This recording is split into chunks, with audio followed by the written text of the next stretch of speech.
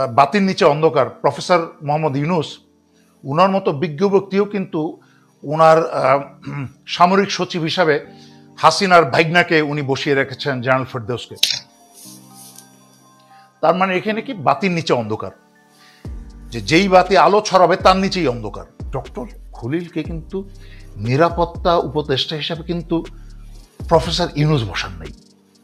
Doctor খলিলকে নিরাপত্তা উপদেষ্টা হিসাবে বসানো হয়েছে আমেরিকার নির্দেশে, আমেরিকার হুকুমে।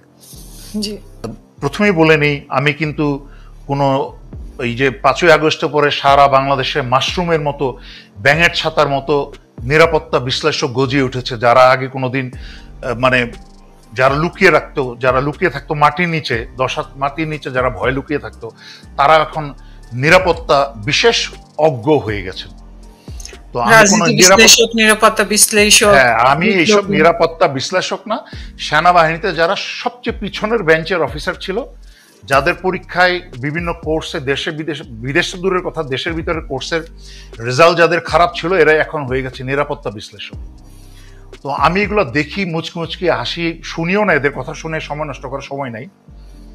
তো আমি প্রথমে বলে নিই, আমি কোনো নিরাপত্তা বিশ্লেষক না, আমি এইসব ব্যাপারে আমার জ্ঞান খুবই সামান্য। তারপর আল্লাহ যতটুকু মাথায় বিশ্লেষণের জ্ঞান দিয়েছেন তার উপর ভিত্তি করে আমার নিজস্ব মতামত দিচ্ছি। আমি আমার মতামতই যে সঠিক মতামত সেটা বলবো না, সেটা দাবি করার কোনো ক্ষমতা আমার নাই বা যোগ্যতা আমার নাই। তো অজিত দোভালের সাথে ডক্টর খলিলের সাক্ষাৎ হয়েছে এবং সেই কারণে ওনার এই সব পদ, নতুন নতুন পদ পেয়েছেন, এটা আমার মনে হয় সম্পূর্ণ ভিত্তিহীন এবং বাজে কথা। দ্বিতীয়ত, ডক্টর খলিল ব্যক্তিগতভাবে উনি একজন অত্যন্ত জ্ঞানী এবং গুণী মানুষ। ওনার প্রোফাইল আমি পড়েছি, ওনার যতটুকু সম্মান, ওনার পাওনা, ওনাকে সেটা দিতে হবে। ওই যে মূর্খদের মতো ঢালাওভাবে না জেনে লাফালে এবং উল্টাপাল্টা কথা বললে তো লাভ হবে না। উনি পৃথিবীর বিভিন্ন জায়গায় জাতিসংঘের থেকে আরম্ভ করে বিভিন্ন পর্যায়ে, গুরুত্বপূর্ণ পর্যায়ে উনি কাজ করেছেন। তবে এটা সত্যি, ওনাকে যেই 3টা পদ দেওয়া হয়েছে, প্রথমে হচ্ছে উনি হচ্ছে উচ্চ পর্যায়ের ক্ষমতাশীল রোহিঙ্গা বিষয়ক উপদেষ্টা প্রফেসর ইউনূসের, এটা হচ্ছে প্রথম, এবং যার জন্য কিন্তু উনি পারফেক্ট এবং সেই দিকে কিন্তু এগিয়ে যাচ্ছিল। এটা আরেকটু ব্যাখ্যা করবো, এর পিছনে ব্যাখ্যাগুলা। তারপর ওনাকে দেওয়া হলো ডিফেন্স অ্যাডভাইজার, ডিফেন্স মিনিস্ট্রি, এবং বলা হলো ন্যাশনাল সিকিউরিটি অ্যাডভাইজার। মানে 3টা পদের যে কোনো একটা পদ পেলেই কিন্তু ঘুম হারাম হয়ে যাওয়ার কথা, খুশ থাকার কথা না। সেখানে 3টা পদ একটা মানুষের পক্ষে কিভাবে সম্ভব, এটা ইজ ভেরি ডিফিকাল্ট। আবার 3টা পদেই কিন্তু অত্যন্ত গুরুত্বপূর্ণ, স্পর্শকাতর, এবং আমাদের বাংলাদেশের বর্তমান অবস্থায় যেখানে ভারতের সাথে আমাদের স্নায়ু যুদ্ধ চলছে, সেরকম একটা পরিস্থিতিতে একটা পাত্রে 3টা গুরুত্বপূর্ণ বিষয় ঢেলে দেওয়াটার কোনো প্রয়োজন ছিল না। এটা আমি বর্তমান সরকারের কাছ থেকে, বিশেষ করে প্রফেসর মোহাম্মদ ইউনূসের কাছ থেকে আমি সেটা আশা করিনি। আচ্ছা, আরেকটা জিনিস পরিষ্কার করিনি, অনলাইনে আমার চোখে এসেছে কোনো ওই যে তথাকথিত মিলিটারি ব্যাক বেঞ্চের অফিসাররা, আমি শুনেছি কেউ কি বলে এটাকে, যুক্তি প্রমাণ দিয়ে জনগণকে বোঝাতে চাইছে সেনাবাহিনীর জেনারেল একটা লেফটেন্যান্ট জেনারেল থাকতে কেন ডক্টর খলিলকে নিরাপত্তা উপদেষ্টা বানানো হবে। এগুলো বাজে কথা, কারণ 16 বছর কিন্তু এইসব লেফটেন্যান্ট জেনারেল আর জেনারেল কিন্তু ছিল। বাংলাদেশের স্বাধীনতা কিন্তু হাও হয়ে গিয়েছিল, বাংলাদেশের সার্বভৌমত্ব কিন্তু ভারতের পেটে ঢুকে গিয়েছিল। সুতরাং কোনো জেনারেল, লেফটেন্যান্ট জেনারেল কিন্তু সবাই কাঁধের র্যাঙ্ক পড়েছিল, কিন্তু কেউ দেশ বাঁচাতে এগিয়ে আসে নাই। সুতরাং সেই সব কথা বলে লাভ নাই। আর বর্তমানে আমি সবাইকে ঢালাওভাবে বলবো না, বিশেষ করে 16 বছর হাসিনার এবং ভারতের শাসনামলে বাংলাদেশকে শাসন শোষণ তো হাসিনা এবং ভারত করেছে, বিশেষ করে ভারত হাসিনার মাধ্যমে করেছে এবং সরাসরি করেছে শেষের কয়েক বছর। সেখানে যত প্রমোশন হয়েছে, brigadier general, major general, lieutenant general, যত প্রমোশন হয়েছে ভারতেই দিয়েছে। ভারতেই দিয়েছে। সুতরাং তাদের কাউকে যে নিরাপত্তা উপদেষ্টা বসিয়ে দিলে যে সোনার বাংলাদেশ হয়ে যাবে সেটা আশা করাটা একটা বোকামি। তো আমাদেরকে সেসব ব্যাপারে মানে আপনি বলছেন যে ওনার জন্য, ডক্টর খলিলের জন্য ঠিক ছিল, বাট তিনটা গুরুত্বপূর্ণ বিষয় আমি ঠিক ছিল এখনো বলিনি। আচ্ছা, আমি যেটা বলছি, আমি এক কথাটা কিছু কিছু এত গুরুত্বপূর্ণ বিষয় যে আমি আপনাকে এক সেন্টেন্স উত্তর দিয়ে দিলে এটা অবিচার হবে আমার উত্তরে। ওই জন্য আপনি ব্যাখ্যা করছেন। ওকে, আপনি শেষ করলে আমি প্রশ্ন করব। আচ্ছা, এখানে প্রথমেই সবার জনগণের উদ্দেশ্যে বলে নিই যারা শুনছেন, যে একটা সিভিলিয়ান যে যার সামরিক অভিজ্ঞতা নাই বা চাকরি করেন নাই, উনি যে একটা নিরাপত্তা উপদেষ্টা হতে পারবেন না এটা বাজে কথা। একজন সিভিলিয়ান নিরাপত্তা উপদেষ্টা হতে পারেন যদি দুইটা জিনিস থাকে। ওনার নিরাপত্তা উপদেষ্টা শুধু ইউনিফর্ম পরলেই নিরাপত্তা উপদেষ্টা হওয়ার যোগ্যতা হয় না, ঠিক আছে? একটা, যেটা আমি সবসময় বলেছি, শুধু নিরাপত্তা উপদেষ্টা না, একটা ফিল্ড লেভেলে একটা সামরিক বাহিনীর অফিসার যুদ্ধক্ষেত্রে এবং শান্তির সময় প্রশিক্ষণে এবং কমান্ডে এবং লিডারশিপে কিন্তু সেই অফিসারকে তার মাঝখানে কমান্ড অ্যান্ড লিডারশিপ অ্যাবিলিটি থাকতে হবে, তার মাঝখানে সেই জ্ঞান থাকতে হবে। আর নয়তো সে শান্তিকালীন সময়েও কিন্তু একটা লিডারশিপ দিতে পারবে না, নেতৃত্ব দিতে পারবে না। আর আমরা বলছি, একটা যখন ভারতের সাথে আমাদের স্নায়ুযুদ্ধ চলছে, যখন আন্তর্জাতিক পর্যায়ে ট্রাম্পের সাথে আমাদের ট্যারিফ যুদ্ধ চলছে, যখন আন্তর্জাতিক বিভিন্ন যুদ্ধে আমরা এইভাবে হোক আর সেইভাবে হোক আমরা জড়িয়ে গেছি, সেখানে কিন্তু যাকে তাকে বসিয়ে দিলেই হবে না। এখানে উচ্চমানের জ্ঞান লাগবে, প্রথম কথা হচ্ছে এটা। দ্বিতীয় কথা, শহীদ প্রেসিডেন্ট জিয়াউর রহমান যেরকম, উনি যখন প্রেসিডেন্ট হয়েছিলেন, উনি কিন্তু সর্বজান্তা ছিলেন না, উনি সব বিষয়ে কিন্তু ওনার জ্ঞান ছিল না। কিন্তু উনি কি করেছিলেন, উনি অত্যন্ত কি বলে এটাকে, উনি সবসময় সুদূর প্রসারী ব্যক্তি ছিলেন। উনি এই জন্য সকল ক্ষেত্রে বিশেষ যাদের জ্ঞান আছে তাদেরকে রিকোয়েস্ট করে নিয়ে বিভিন্ন মন্ত্রণালয় এবং উপদেষ্টা হিসাবে উনি বসিয়েছিলেন। একইভাবে যদি ডক্টর খলিল, ওনাকে যে সব জানতে হবে বিষয়টা কিন্তু তা না। উনি যদি ওনার অ্যাডভাইজার হিসাবে যোগ্য ব্যক্তিদেরকে, ওই যে বাতির নিচে অন্ধকার প্রফেসর মোহাম্মদ ইউনুস, ওনার মতো বিজ্ঞ ব্যক্তিও কিন্তু ওনার সামরিক সচিব হিসাবে হাসিনার ভাইগনাকে উনি বসিয়ে রেখেছেন, জেনারেল ফেরদৌসকে। তার মানে এখানে কি বাতির নিচে অন্ধকার, যে যেই বাতি আলো ছড়াবে তার নিচেই অন্ধকার। সুতরাং প্রফেসর ইউনুসকে এইসব ব্যাপারে কানের কাছে এসে ফিসফিস করে উপদেশটা কে দিবে? সবচেয়ে কাছের কে? সেটা হচ্ছে জেনারেল ফেরদৌস। একইভাবে এইরকম লোক নিলে হবে না।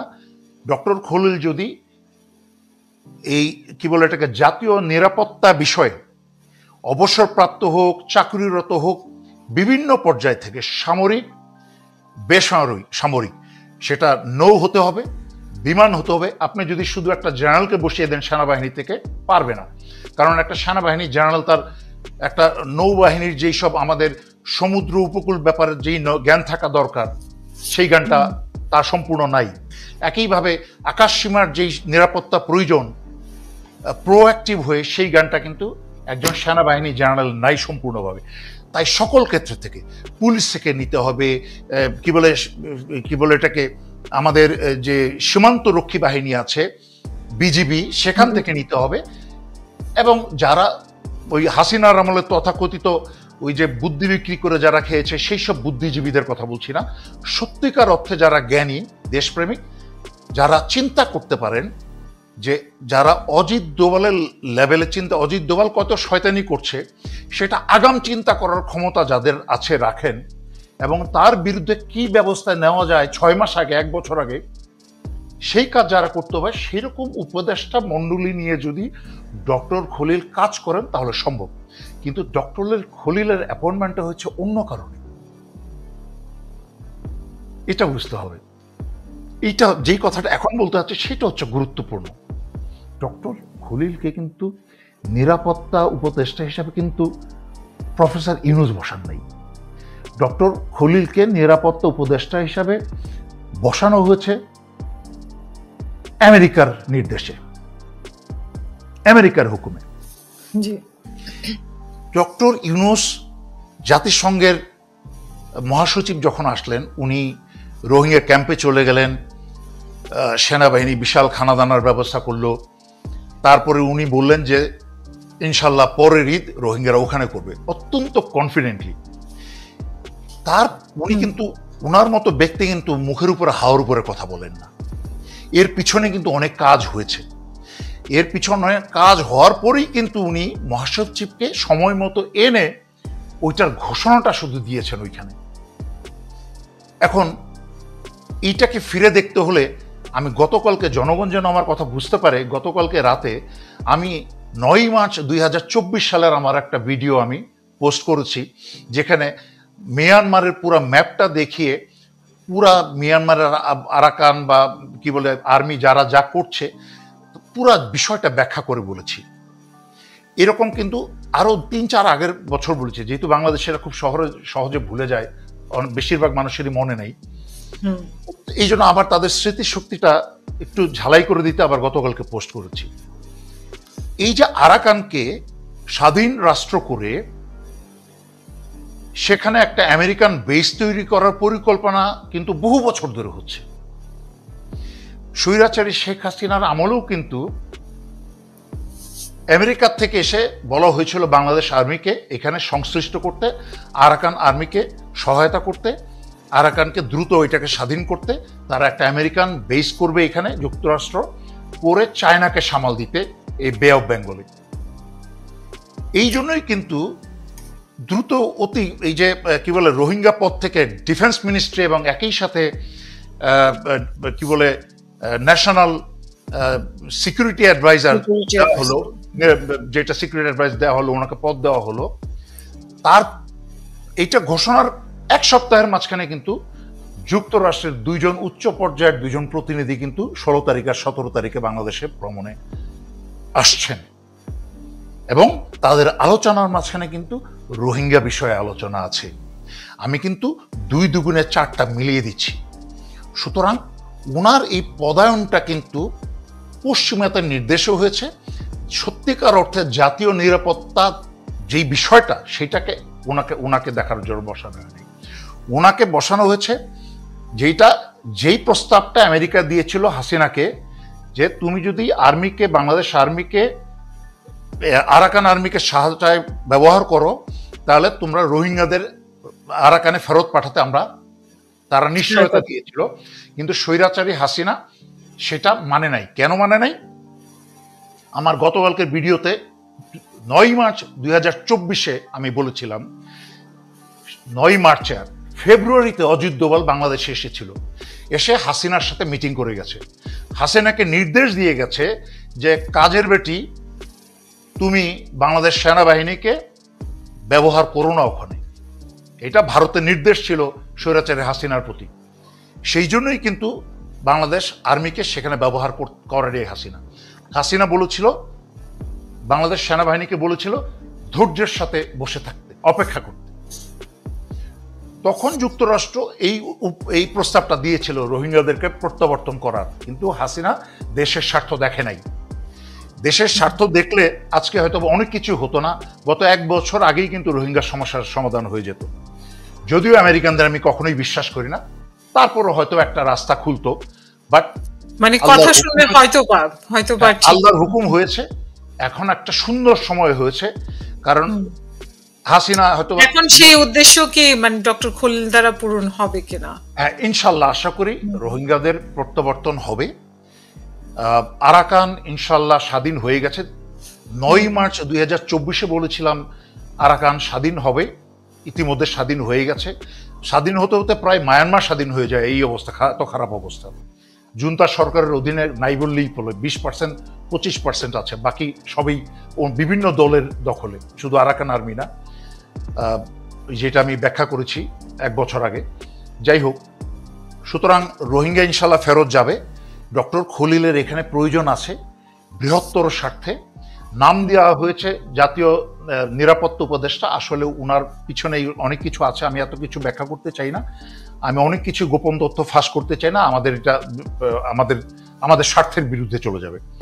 বাট সুতরাং এটা নিয়ে এত লাফালাফি করার কিছু নাই। আমাদের স্বার্থ বলতে দেশের স্বার্থের বিরুদ্ধে যাবে। হ্যাঁ, আমি অনেক কিছু জানি আল্লাহর রহমতে, কিন্তু আমি বলতে পারি না এটা দেশের স্বার্থের বিরুদ্ধে চলে যাবে, কারণ বহুত ভারতীয় কাঙ্গালরা কান পেতে শোনে। এবং আপনি যদি আমার ইউটিউবের ভিডিওতে যান অবাক হয়ে যাবেন, আমি নিজেই অবাক হয়ে গেছি। আমার নিজের পুরনো ভিডিওগুলোতে যেখানে আমি চিকেন নেকের ব্যাখ্যা করেছি সেখানে হিন্দিতে টাইটেল সাবটাইটেল হিন্দিতে ভাষে, এটা কিন্তু আমি দেইনি, এটা ভারতীয়রা করেছে। তো সুতরাং তারা বাংলা ভাষাভাষী কেলকাটার লোকজন তো আছেই, আড়ি পেতে শুনে আমার কথা, আর এখন হিন্দিতে সাবটাইটেল দিয়ে তারাও শুনে আমি কি বলছি। কারণ মনে রাখতে হবে, ভুলে যাবেন না, এই বাংলাদেশে আজকের থেকে 5 বছর আগে আমি একমাত্র ব্যক্তি, আমি নিজের অহংকার প্রশংসা করছি না, যেটা সত্যি সেটা বলছি, ভারতের প্রথম সারির পত্রিকার হেডলাইনে কিন্তু আমার নাম ছিল। কারণ তারা 5 বছর আগে ভারতীয়রা বুঝতে পেরেছে যে এই লোকটা কি করতে পারে হাসিনা এবং ভারতের। আলহামদুলিল্লাহ, আল্লাহ দয়া করে তা দেখিয়েছেন। সুতরাং তার কান পেতে শুনে আমি কি বলছি, এই জন্য সব কথা বলতে পারবো না। এই সরকার কিন্তু 1500 না, শুধু 2000 জীবনের রক্তের বিনিময়ের সরকার, 20,000 বা তার চেয়ে বেশি ছাত্র জনতার অঙ্গহানির সরকার, এবং বাংলাদেশের এত বছর মানুষের এত বছরের যে আত্মাহুতি, নির্যাতন এবং অত্যাচার সহ্য করেছে, তারপরে যেই 16 বছর পরে বিস্ফোরণ হয়েছে, সেই বিস্ফোরণের সুফল হচ্ছে এই সরকার। সুতরাং সরকারকে মনে রাখতে হবে জনগণের কাছে সকল কথা